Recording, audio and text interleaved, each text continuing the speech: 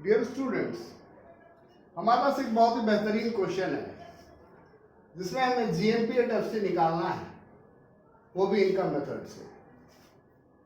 हमारे पास ये सारा इंफॉर्मेशन है, प्राइवेट फाइनल कंजम्पशन एक्सपेंडिचर है, नेट डोमेस्टिक कैपिटल फॉर्मेशन है, प्रॉफिट है, compensation of employee, rent, government final consumption expenditure, consumption of fixed capital, interest, net current transfer, etc. So many things are there, लेकिन हमें उतने details में जाना नहीं है।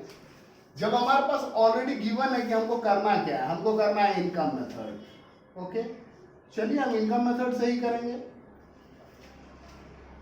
आपको पता है कि इनकम मेथड करने के लिए हम लोग ये वाला कोड यूज करते हैं, COM।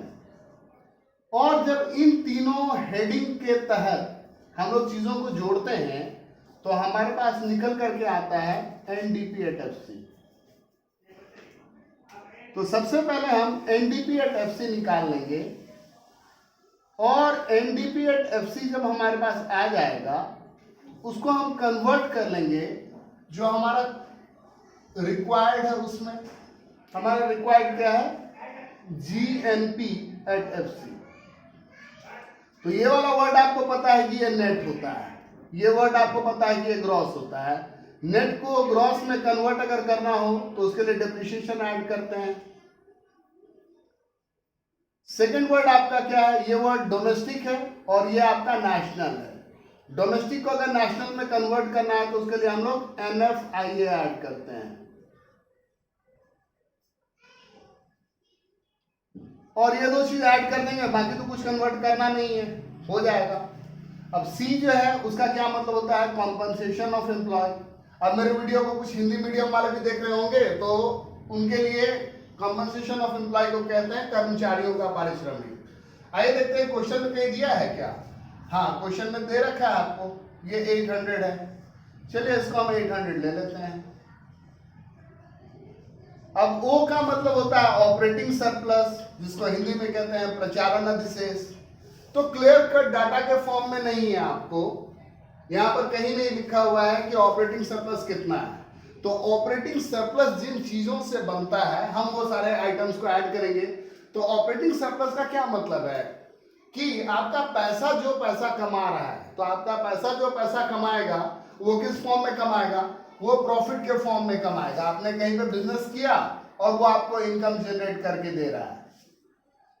और क्या होगा, आपने कोई मकान या कोई दुकान या कोई ऐसा जगह खरीदा बनाया और उससे आपको रेंट का अर्निंग आ रहा है, तो ये भी आपका ऑपरेटिंग सरप्लस यानी प्रचालन अधिशेष का ही पार्ट है। तो ये आपका हो गया 250। और आपने किसी को ब्याज पर पैसे दे रखे हैं, यानी ब्याज पर पैसा दे रखा, तो उससे आपको क्या मिलेगा, इंटरेस्ट, या जिसको ब्याज कहते हैं वो मिलेगा। तो वो अमाउंट कितना दिया हुआ है आपके पास, 150 रुपया या 150 करोड़ जो भी है। तो ये तीन चीज आपको दिया हुआ है यहाँ पर ऑपरेटिंग सरप्लस के अंदर का। ऑपरेटिंग सरप्लस क्या होता है, इसका क्या डिटेल है, ये आपको पता है। और अगर नहीं पता है तो आप मेरे चैनल पे दूसरे वीडियोस को देख लीजिए, आपको पता चल जाएगा। उसके बाद ये लास्ट जो है, ये है mixed income of self employed, स्वनियोजितों का आय। तो mixed income of self employed बोल करके यहाँ पर कोई भी इंफॉर्मेशन नहीं है। तो अगर कोई भी इंफॉर्मेशन नहीं है तो इसका क्या मतलब है, वो अमाउंट 0 हो गया। अब इन सारी चीजों को हम अगर ऐड कर लेंगे तो क्या हो जाएगा, 800, 400, 12, 14, 15 और ये मिलकर के 1600। करेक्ट। अब NDP एट FC आपके पास 1600 आ गया। अब इसमें क्या करना है, डिप्रिसिएशन ऐड करना है। तो आइए देखते हैं कि क्वेश्चन में कहीं पर डिप्रिसिएशन दिया हुआ है। तो आप देखिएगा कि क्वेश्चन में डिप्रिसिएशन बोल करके तो नहीं लिखा हुआ है, लेकिन कंजम्पशन ऑफ फिक्स कैपिटल लिखा हुआ है। कंजम्पशन ऑफ फिक्स कैपिटल जो है वो डिप्रिसिएशन का दूसरा नाम होता है। तो भाई वो अमाउंट कितना है, वो अमाउंट है 60। चलिए वो 60 ऐड कर लेते हैं। अब उसके बाद क्या है, डोमेस्टिक को बनाना है नेशनल। डोमेस्टिक का मतलब होता है घरेलू, नेशनल का मतलब होता है राष्ट्रीय। तो घरेलू को राष्ट्रीय बनाना है तो उसके लिए क्या होगा, NFIA ऐड करना पड़ता है। Net factor income from abroad. Net factor income from abroad को हिंदी में क्या कहते हैं, विदेशों से प्राप्त शुद्ध साधन आय।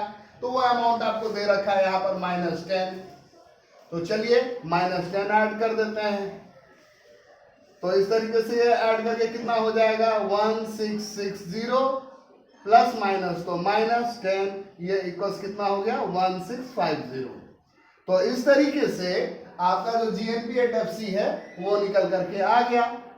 इसी क्वेश्चन में अगर कभी बोल देगा कि भाई इनकम मेथड से नेशनल इनकम निकालो, नेशनल इनकम निकालो, अगर ये बोल देगा तो नेशनल इनकम क्या होता है आपको पता है कि वो NNPATFC होता है।